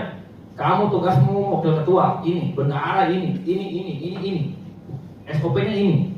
Kalau keuangan tuh begini formatnya, begini anunya. Belajarnya mungkin dari sekarang. Jadi siap nanti di dunia kerja, nggak agak. Ya apa bikinnya? Langsung inisiatif, cekatan. Nggak diem tunggu diperintah. Susah juga ya kalau begini. Jadi cekatan dia. Yang ketiga ada SPM, menjamin kepastian terhadap kinerja. Jadi nggak semua dia Tommy ketua, dia Tommy yang ngurus uang, dia Tommy yang ngurus program kerja, dia Tommy yang ngurus humas, dia Tommy banyak yang seperti itu akhirnya hancur. Jadi organisatoris kuliahnya nggak selesai. Ya saya organisatoris top, mulia, padahal dia tidak selesai sampai 7 tahun sampai di drop out karena itu tadi Dia Tommy mau ambil perannya striker, dia Tommy gelandang, dia Tommy back, dia Tommy kiper. Bagaimana gini lah? Itu nih ada fungsi job desk. Kita ambil semua peran masing-masing. Itu role modelnya emang pemimpinannya harus. Nah, ini Pak Ketua ya, salah satu role model kami lah di Ombudsman Kota Makassar. Yang kedua ada aspek keterbukaan informasi. Lihat lagi aspek itu. Dari tadi 3, lihat ada nggak begini nih satu lembaga. Kalau nggak ada, pasti nih memang itu barang. Yakin saya. Yang kedua ada aspek yang namanya keterbukaan informasi. Lihat Ki, harusnya satu-satu berdasarkan Undang-Undang 14 2008 itu semua lembaga-lembaga pemerintah itu harusnya membentuk PPD, pejabat pengelola informasi dan dokumentasi. Kalau kita bahasa kerennya humas. Tapi dia bikin layanan aduan. Tapi Pak, ada yang bisa dibantu? Pak, saya ini minta informasi Pak. Di daerah saya kok ada jembatan begini misalnya di PU ya. Gini. Bisa nggak lihat Pak itunya ya? Lihat ininya. Walaupun memang berdasarkan Undang-Undang 14 2008 ada yang dikecualikan informasi, tapi kan yang dikecualikan itu pasti sifatnya bagaimana, tapi masih ada yang program-program. Kita buat programnya Pak. Apakah benar peruntukannya ke sini? Apakah memang di sini tempatnya? Minta Ki. Karena ada undang-undang, amanah undang-undang. Tapi masih belum banyak juga yang bikin. Bikinnya memang latihannya memang di kampus. Ada memang layanan aduan. Badan eksekutif mahasiswa jangan merasa boleh saya tahu ke web DPM. Saya merepresentasikan ini keluarga mahasiswa. Mahkamah lebih parah lagi, mahkamah perwakilan. Ada mahkamah ya? Ada mahkamah kalau tidak salah sekarang itu yang berikan kayak rekomendasi komunis kali. Nggak tahu apa tujuan pada zaman saya nggak ada yang begitu. Saya bos enggak di luar Belanda. Bisa begitu. Jadi sekarang sudah mulai berubah role model. Ketua itu sudah harus mencontohkan. Dia tepat waktu datang. Enggak apa-apa kalau sekarang masih ada kekurangan ke depan ini. Makanya dengan adanya kegiatan ini sudah mulai bergeser cara berpikir. Ingat Dinda, dunia kerja itu kejam sekali. Lebih baik bikin salah cepat di sini di kampus. Kalau di luar salah udah selesai langsung mau dibuang. Nggak dipakai. Satu kali berbuat selesai. Ya kita di kantor ini biasa lah kalau uang 10-20 juta nggak diambil karena itu sudah biasakan diri. Karena kurang kali ya duitnya, cuma 1 miliar. Kan gitu, maksud saya kita nggak ambil lagi begitu karena sudah biasakan. Yang ketiga aspek represif. Nah aspek represif ini ada penindakan, makanya hadirlah Bawaslu di kepemiluan. Hadirlah KPK di penegakan tindak pidana korupsi. Hadirlah Ombudsman di penyelenggaraan pelayanan publik. Siapa lagi? Lahirlah OJK. Lahirlah BPSK, Badan Perlindungan Sengketa Konsumen. Lahirlah apalagi KPPU di persaingan usaha. Itu kan semua agenda reformasi, Dinda. Siapa yang melakukan agenda reformasi? Mahasiswa. Mahasiswa itu mengambil peran Pak melakukan perubahan besar tahun 98. Terus kami masih kali ini cuma duduk-duduk doang. Bikin dong gerakan juga yang lebih inovatif, lebih kontekstual juga gerakan Pak. Yang keempat, nah ini edukasi dan kampanye. Ini hadir di sini. Ini bukan cuma ini saja ada pers, tapi kan nggak mungkin dikasih bertemu bersama. Ini masih sedikit, malah agenda saya seluruh kampus nggak boleh. Cuma karena yang tadi itu anggaran kami, refokusin anggaran dipangkas terus. Ya udah sebegini jam bisa. Malah sebenarnya itu harus ada uang transport yang tadinya kami bukan kasih tahu jauh. Maka saya berterima kasih sekali kepada dari mahasiswa jauh-jauh datang. Di saat teman-temannya lagi daerah mungkin lagi tidur, lagi main TikTok, lagi main apa itu game-game high domino. Juga ada. Itu kalian masih di sini, makanya cepat. Ketika kalian lagi nongkrong itu memang. Di saat teman-teman yang lain masih di mall, di saat teman-teman yang lain masih nonton Netflix, di saat teman-teman yang lain bersantai-santai di rumah. Kalian di sini Pak, luar biasa ini. Semoga apa yang kalian perjuangkan ini bernilai ibadah dan bermanfaat nanti buat umat dan bangsa. Saya doakan ya, tenang. Dan saya yakin sekali yang terlihat kita di mata itu memang kelihatan, tapi ada yang tidak terlihat. Nah, ini yang bahaya. Makanya kalau di Bugis Makassar itu ada papasan. Wah itu ngeri tuh. Coba-coba kita pelajari ke papasan. Bagaimana keterlibatan Tuhan dalam urusan dunia. Itu harus dipahami ya. Kita ini kan masyarakat adat, pasti pakai tahu, pakai lebih, pakai ini, Makassar ini. Saya orang Jawa, saya besar di Jawa, tapi saya mengenal kultur-kultur itu, berusaha mengenal kultur-kultur itu, pakai tahu, pakai lebih. Wah ada pikiran begini. Ini juga yang kemudian kadang menghambat pelayanan administratif. Tidak enak, nanti kita ada materinya. Yang kedua ada aspek kepemimpinan. Nah, di aspek kepemimpinan inilah juga yang harus terpilih baik-baik. Jangan dipilih ke kepala bagian, wakil ketua, bendahara yang tidak kompeten. Jadi ada 3 alat ukurnya. Yang pertama kemampuan manajerial. Jadi jangan berdasarkan like dislike. Ikut suka ini kan cantik. Cara mata. Cara kasih boleh. Cantik. Ini harus masuk juga. Padahal ada ini yang lebih berkompeten. Dia kasih muncul sertifikat kompetensinya. Saya pernah mengaudit keuangan, ini pengalaman kerja saya, ini CV saya, ini saya ini. Tapi kayaknya udah terlalu sari. Dia mau diambil dan itu kan like dislike itu yang begitu-begitu. Suka tidak suka. Soalnya ini, kalau saya ini kan nakal aja. Saya mau sama ini. Itu kan yang begitu like dislike nggak benar itu. Padahal yang benar adalah, coba deh Indah bisa lihat saya berterima kasih atas partisipasinya yang bergabung di lembaga saya. Bisa enggak? Karena ada 2 orang supaya lebih objektif dan lebih transparan. Coba saya minta CV-nya. CV itu, portofolio itu untuk mengukur kamu ini siapa, pernah kerja apa, prestasi kamu apa. Saya itu lihat, wih, prestasi dan 2 ini, apa ini ya? Kasih lagi yang kedua persyaratan Pak, kompetensi. Pernah ikut pelatihan apa? Ada sertifikatnya. Saya juga pernah pelatihan tapi tidak ada sertifikat obat nomor 2. Kita asumsikan dia tidak terbukti, karena kan kita harus tertulis, ada bukti administratif bahwa memang dia makanya, apalagi dari mahasiswa, kumpul memang yang beginian nih, sertifikat, kumpul, penting itu. Ada buang aja di ganjalan pintu. Saya Dinda betulan Kak, di rumah itu rapi. Dan itu hanya istriku, yang sampai kenal istriku dia, dia lebih rapi daripada istri kalau nyimpan berkas. Berkas itu di rumah itu simpan kayak susun. Karena itu penting menurut saya tadi. Ada sertifikat profesi, ada sertifikat kompetensi, dan ada sertifikat akademik. Sekarang, pas dia secara akademik dia akuntan.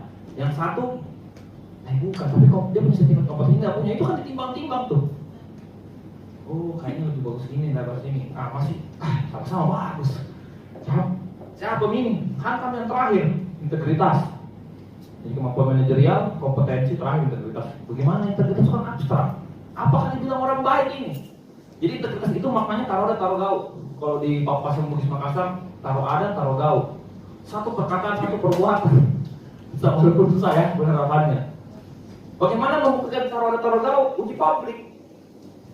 Kasih kesempatan keluarga mahasiswa fakultas hukum atau fakultas yang lain atau jurusan yang lain atau dimanapun universitas dan namanya untuk kayak waktu di FIS, saya cuma 1 tahun di FIS, tapi cukup saya mengubah perubahan itu di Fakultas Ilmu Sosial. Tahun jadi sana. Pada saat itu saya diminta Prof. Asnawi, ada Prof. Asnawi namanya sekarang Wakil Rektor 1 Universitas Negeri Makassar. Saya dampingi dulu 1 tahun. Sekarang saya diminta lagi untuk mendampingi Prof. Heri Tahir, karena sudah terbuka lagi prodi ilmu hukum di Fakultas Ilmu Sosial. Saya diminta lagi telepon, tolong Dinda, saya turun lagi. Oke, tidak masalah, mau dibayar. Saya nggak mau dibayar. Akan datang sendiri jam begituan. Jadi itu bukan tujuan hiburan, itu intinya dari rugi sekali hidup tanpa bicara uang. Terlalu mudah bagi kita mendapatkan uang sebenarnya, tidak usah di sini duduk begini. Karena agenda besar kita duduk di sini bukan mencari uang, melakukan perubahan. Itu itu yang penting. Pikir memang itu. Karena kehidupan sesungguhnya kan bukan di sini, mau jadi mati. Siapa yang merokok di sini? Merokok berpikir keras, kemudian sekali keponya. Itu muka sama kayak saya nanti paling enggak lewat 60 70 mungkin saja secara matematis, tapi dengan Tuhan punya kehendak dia yang lebih memahami. Tapi kalau secara matematis lewat saya ini Pak. Makanya harus cepat-cepat melakukan perubahan. Siap kami bangunan tadi alam berikutnya kan kita kan mau melompat nih. Nah pemahaman begini harus sudah tertanam dalam diri kita, bukan di mahasiswa, bukan di siswa ini, bukan di SMA. Ya tadi di publik, next. Ayo udah next, tadi udah dijelasin. Next juga dijelasin sama ketua. Pride terus, next lagi. Next. Ini. Saya mau lihat ya, berapa penyebab ini. Yang pertama, masyarakat mempunyai mental suka menerabas. Tadi sempat dibahasakan sama ketua. Masyarakat tidak menganggap proses sebagai aib. kemudian nilai pekeuh tidak rasa tidak enak, kemudian kontrol sosial masyarakat terhadap pelaku korupsi masih longgar, nilai kejujuran kurang mendapat penghargaan tinggi di masyarakat. Jujur Ki, dibopek Ki. Coba Ki jujur sendiri.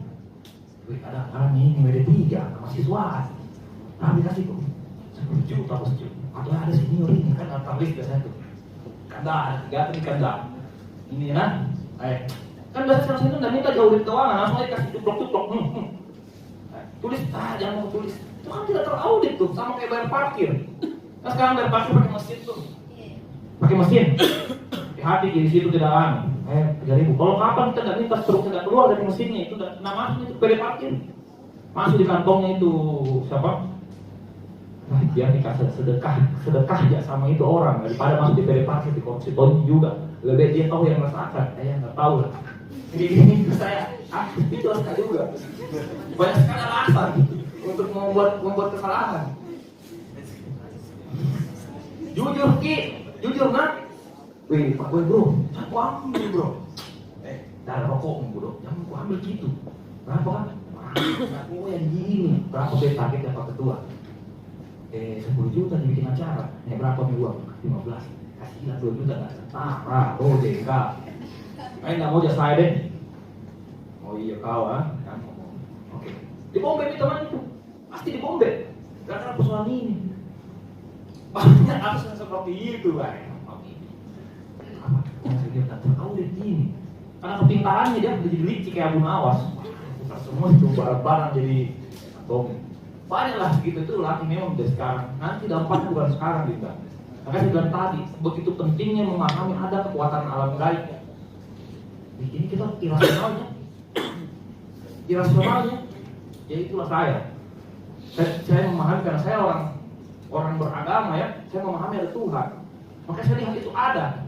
Saya rasa saya bahkan pernah menghilangkan kesempatan, misalkan saya pernah ada CPNS, nggak ada pendaftarnya, dia udah garansi itu senior Pak di Kalimantan, langsung rektor 3C, pangkat saya sedikit manusia langsung berbesar, nggak sampai 5 tahun, saya ambil, karena banyak pertimbangan, jadi saya biasa melepas ya seperti itu, mengorbankan diri saya demi sesuatu yang lebih besar, sering, 1 atau 2 kali, karena bicara kepemimpinan itu, bicara organisasi, bicara pengorbanan. Seberapa banyak kau memberi, bukan diberi. Itu yang penting kan. Karena kenapa? Kembali gitu.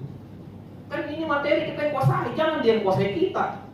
Buat apa kalian jadi makhluk sempurna kalau ujung-ujungnya kita yang mau dikuasai materi? Kita yang mengambil semua energi, kalau ambil energi alam, tarik mereka semua pakai energi kita, tarik. Itu ya nanti kita belajar lagi ya. Nanti belajar lagi di orang tua tapi masih. Ada nilai keteladanan dari pemimpin. Nah, jadi harus jadi role model. Masyarakat mengukur status sosial dari kekayaan. Muka lamar anak tak? Apa kerja tak? Muka lamar anak tak? Siapa bapakmu? Ini pertanyaan macam apa yang konyol sekali pertanyaan. Maka saya lamar istriku.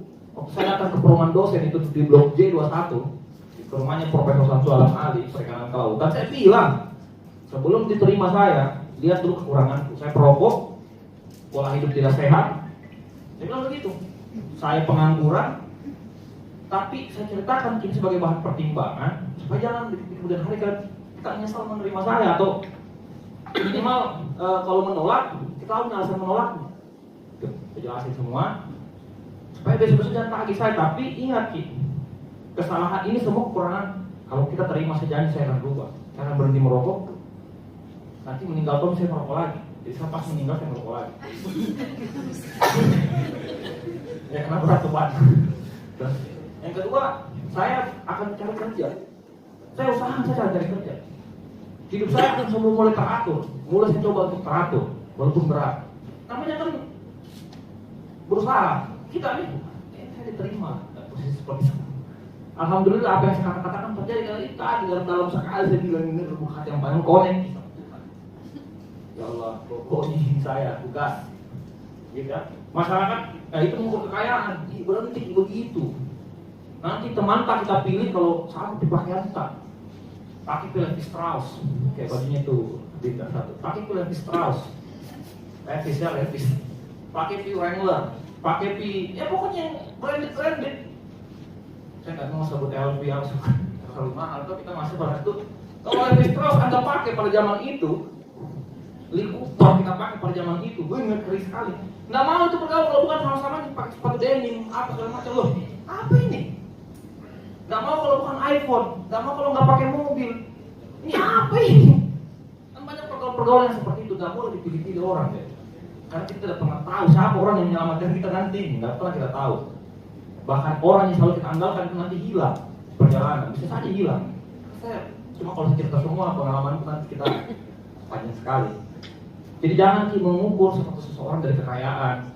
Ada buku yang saya rekomendasikan, 2 buku supaya langsung saya tulis. Buku yang pertama ada namanya Philippus M. Hajor. Dia guru besar hukum di Universitas Airlangga, ahli administrasi negara yang sekarang dikeluarkan karena etik. Jadi dia dikeluarkan, kasih pindah dia ke Universitas Tarumanegara. Karena apa? Karena setiap mahasiswa bimbingan sama dia ngebir dulu. Beli bir ya, beli bir. Tapi minum dulu. Dia bir, tapi pintar, cerdas otaknya. Jadi saya tidak pernah melihat orang, saya tidak lihat bukunya, saya lihat apa yang dia tulis di bukunya.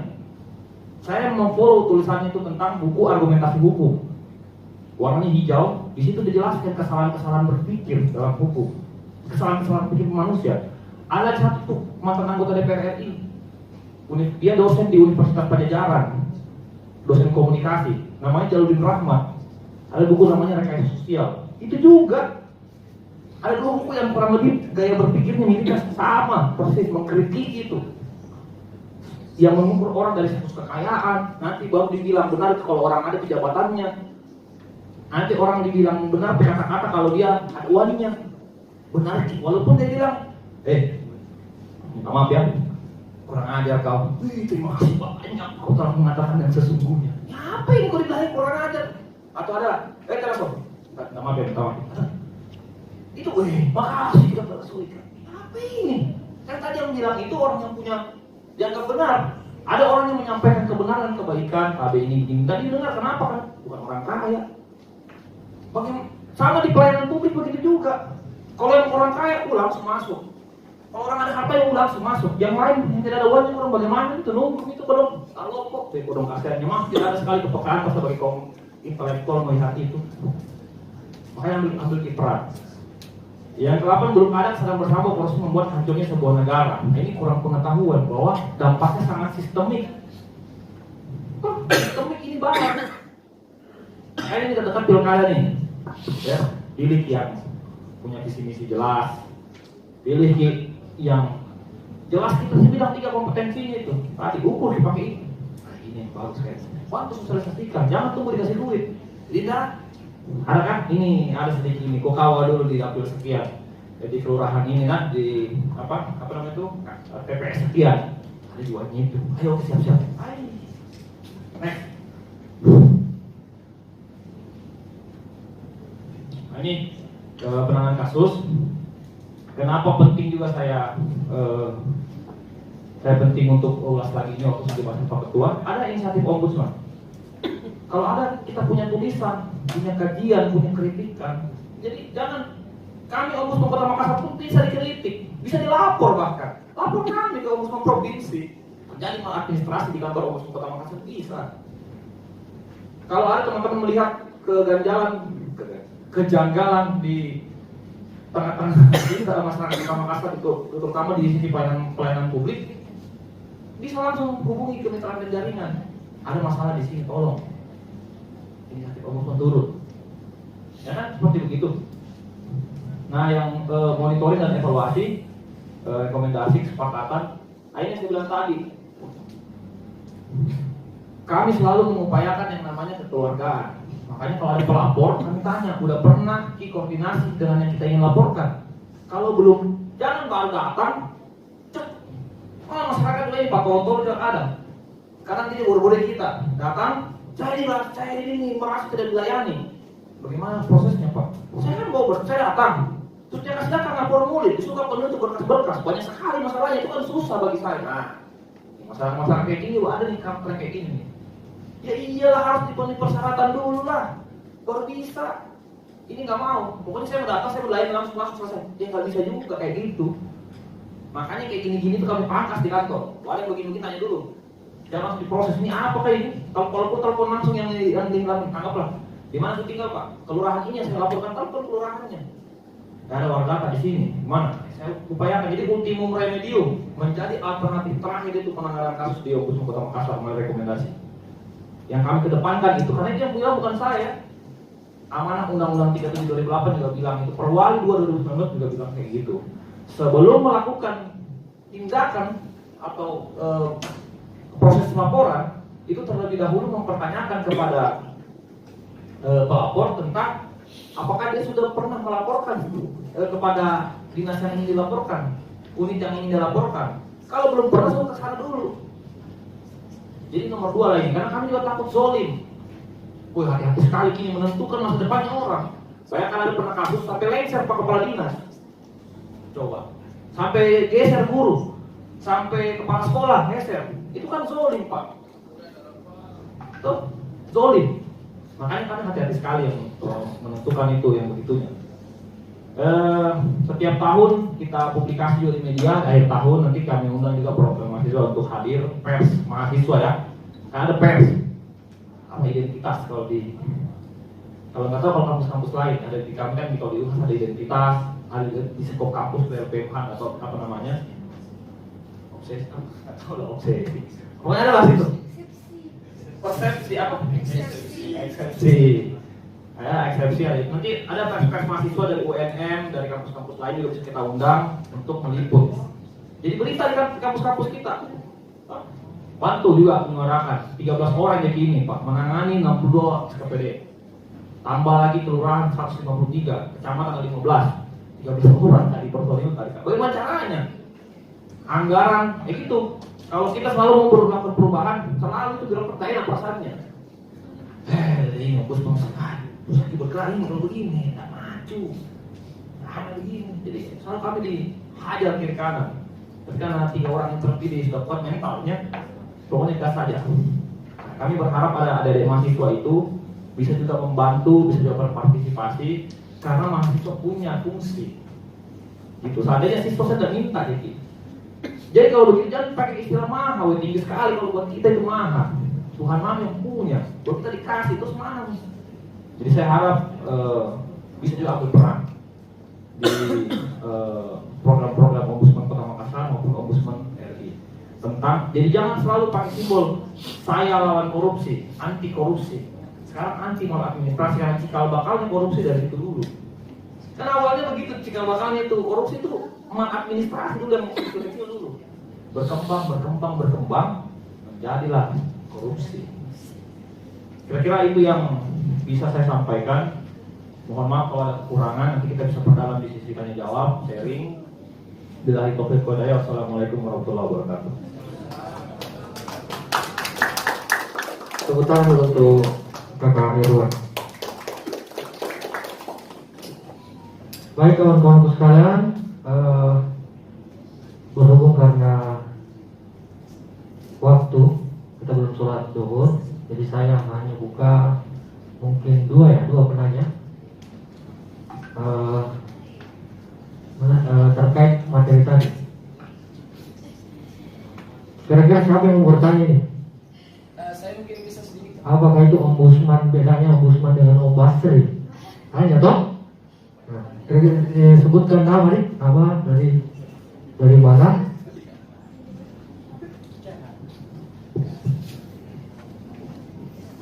Ya, Bismillahirrahmanirrahim. Rifki Nugraha dari HMI Korkom UNM.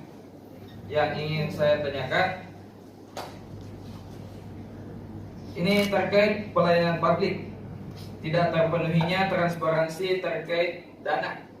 Yang ingin saya tanyakan, bagaimana cara mengatasi birokrat seperti itu sebelum menempuh langkah pengaduan ke ombudsman? Begitu.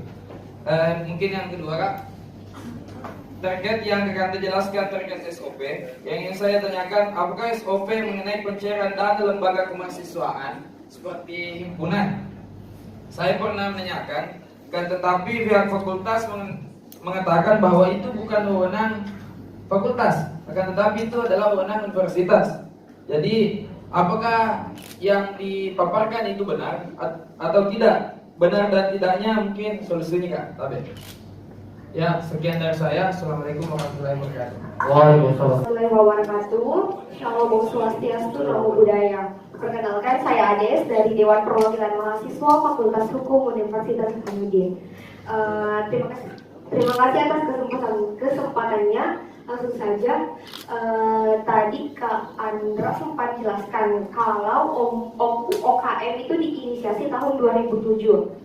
Nah, kemudian keluar Undang-Undang Nomor 3 tahun 2008 tentang ORI. Nah, di pasal 46 itu sedikit bersinggungan dengan OKM, namun telah dilakukan uji material, jadi keluar putusan 62 tahun 2010. Berarti sebelum lahir Perwali nomor 19 tahun nomor 2 tahun 2019, dasar hukum dari UKM itu sendiri apa?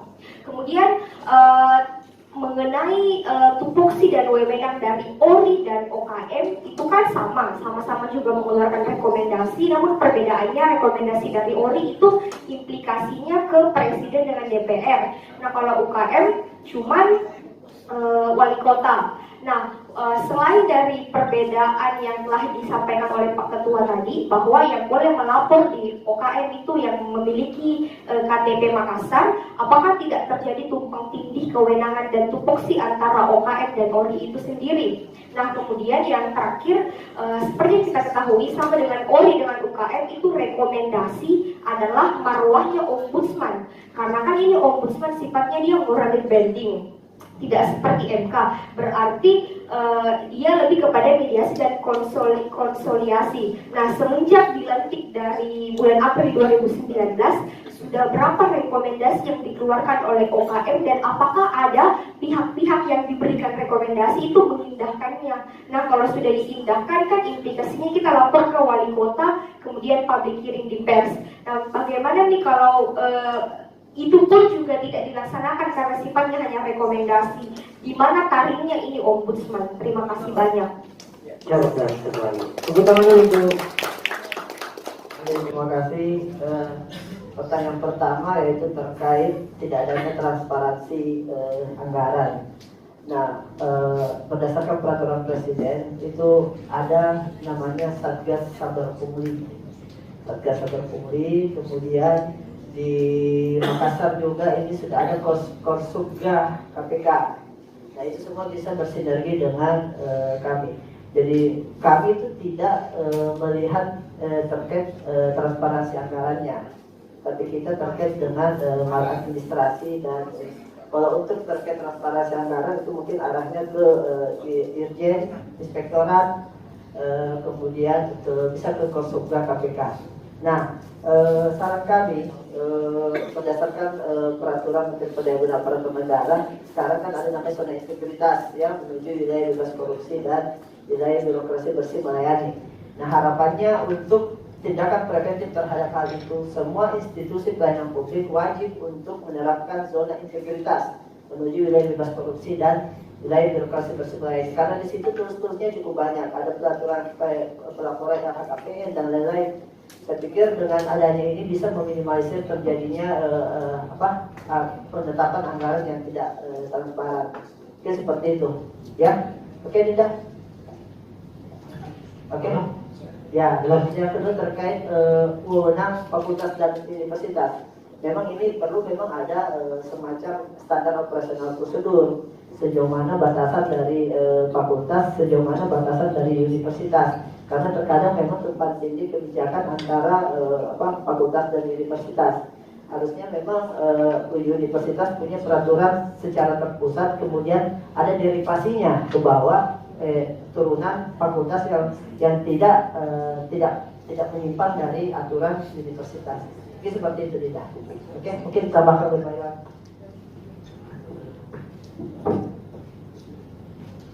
Saya langsung aja ya, pertanyaan kedua ya. Ades tidak saing. Sebenarnya gini, tadi semuanya ada yang skip. Jadi 2007 diinisiasikan, 2008 baru keluar perwalinya. Perwali nomor 7 tahun 2008 tentang Ombudsman Kota Makassar. Nah, itu SIS.